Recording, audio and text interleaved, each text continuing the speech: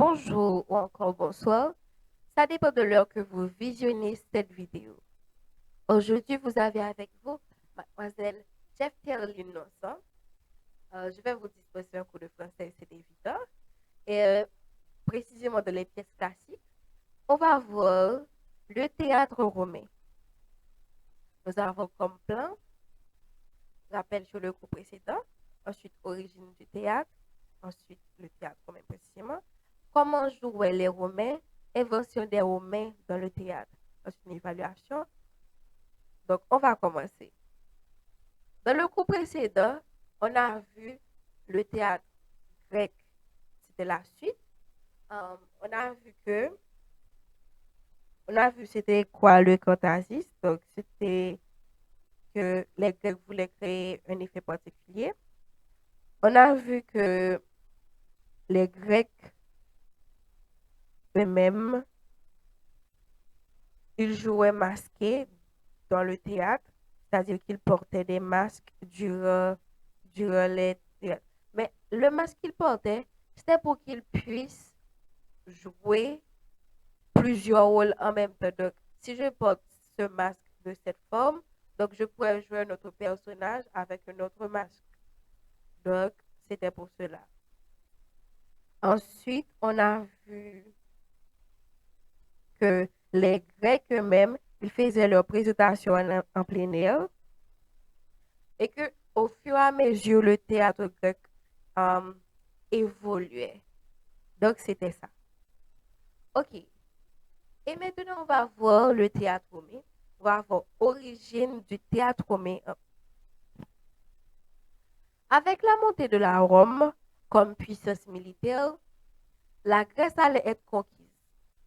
Mais quand les Romains entrent en contact avec la culture grecque, ils se sont épris de l'art grec qu'ils chercheront à imiter. Ainsi, toutes les formes d'art grec seront transportées à Rome, le théâtre grec aussi.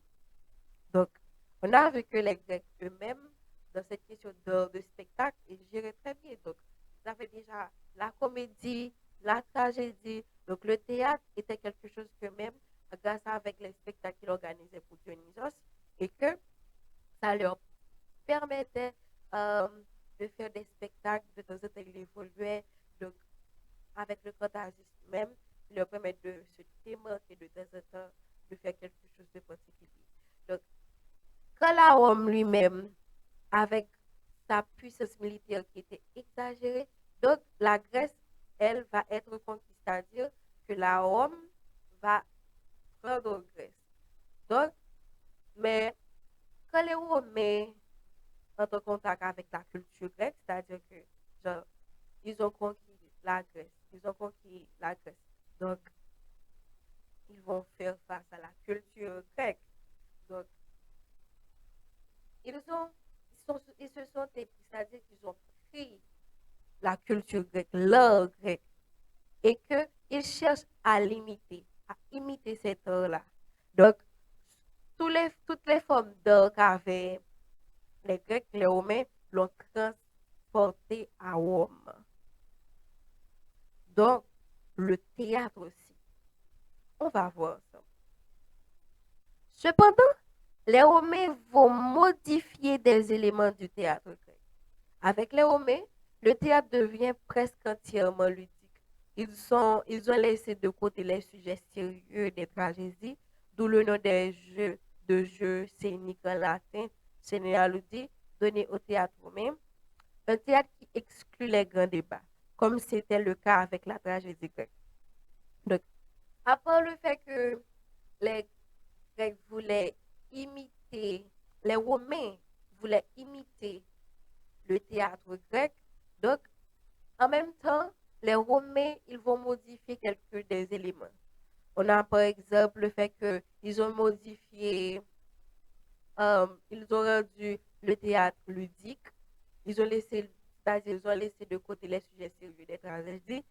Donc, on les appelait jeux scéniques en latin, mais en latin on dit scénaludi, c'est-à-dire on va donner un nom au théâtre romain. Donc, c'est un théâtre qui n'a pas affaire avec les grands débats. Donc, tandis que le théâtre grec, c'était le contraire.